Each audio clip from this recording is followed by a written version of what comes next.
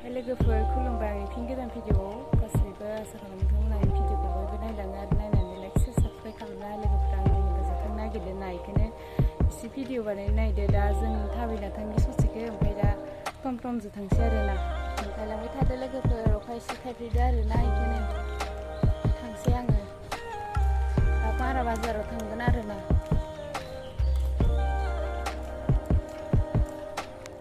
जों दा बिलफियाव थांबाय दं आरो ना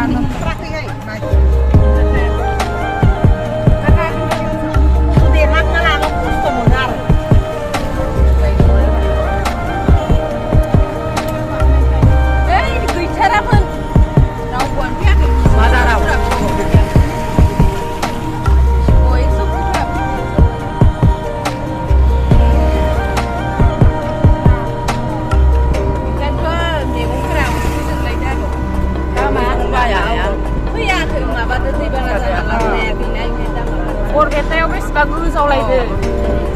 मैगंफोरा फाननाया मैगंआबो गोजावलायदो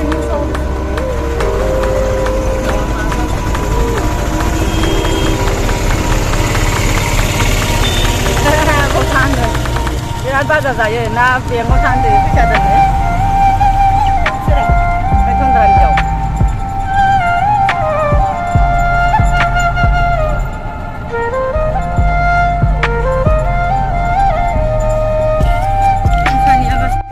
मोनफैबाय आरो ना बाजाराव जों एसे लानांगौ थाब थाब भिडिअ सोबासो थाब थाब जायो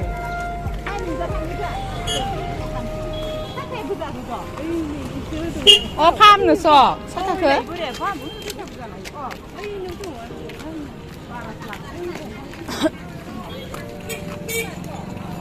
नै बागमारा बाजार जाबाय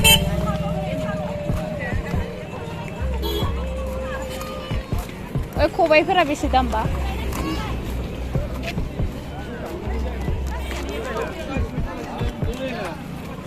गेस गुबुंथार ने खबाइया हा गुबुंथार 300 ना 200 जादों नामाथ'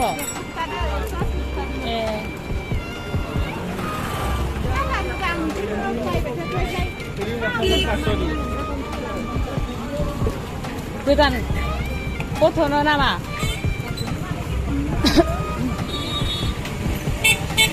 आरो फिर जादों आरो ना नै इनाव फाहामनाय नङा माइ सासेनाव फाहामो बेयाव फुजानि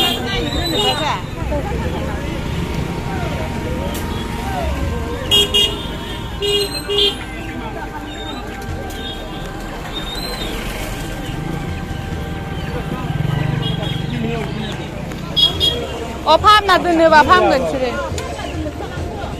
नै साथा फाहामनो लाबोदो आरो ना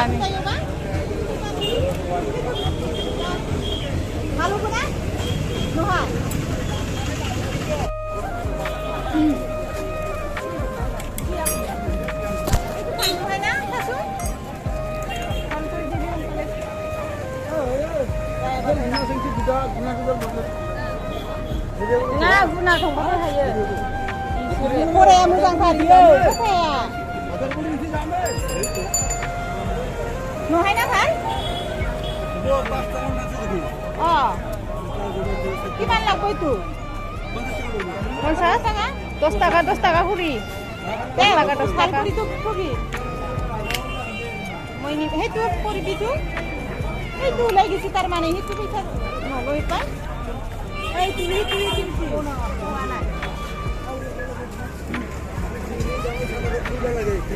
oh yang guna nangge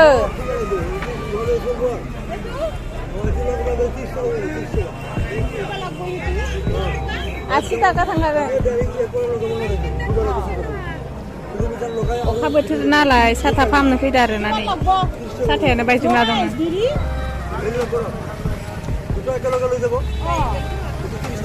itu 20 টাকা itu gimana lebih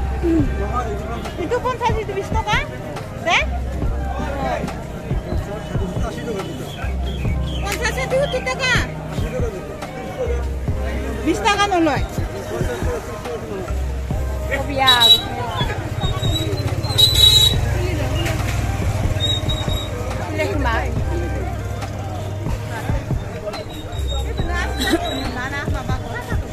दखानाव फैबाय आरोना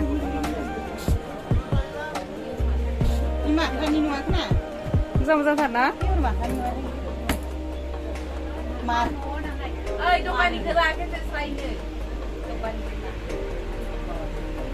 सनाबो गानो दख'ना नांगौबा सोरनोबा लांफाय मोजांथार खम दामावनो होयोना नै दखाना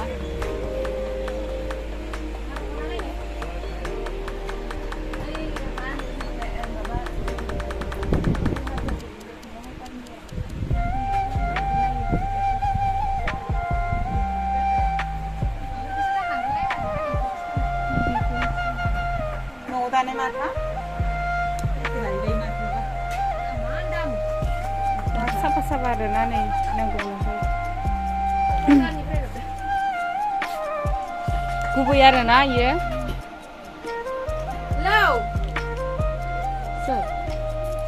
नों फैगोन नामा आङो बाजाराव लासै आरो फैफिनबाय नों फैयां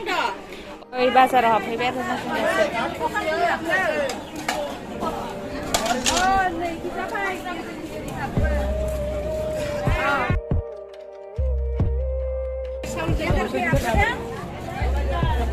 हारसिं नामा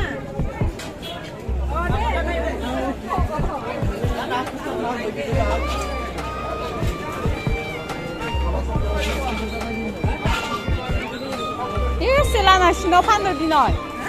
एसे लांना सिङाव फानदो दिनै एख' नांथारा हा नायानो ना लायाहां एख' लाया ओइ हाफपेन नाङो नायनिहाय हाफपेन जोंहा कालारनि जार्सि जिदो नांगोनो दा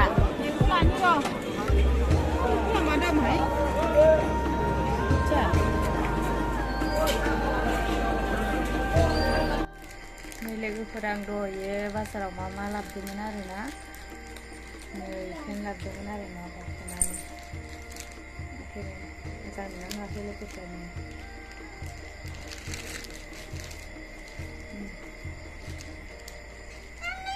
स्टिल कालार आरोना नै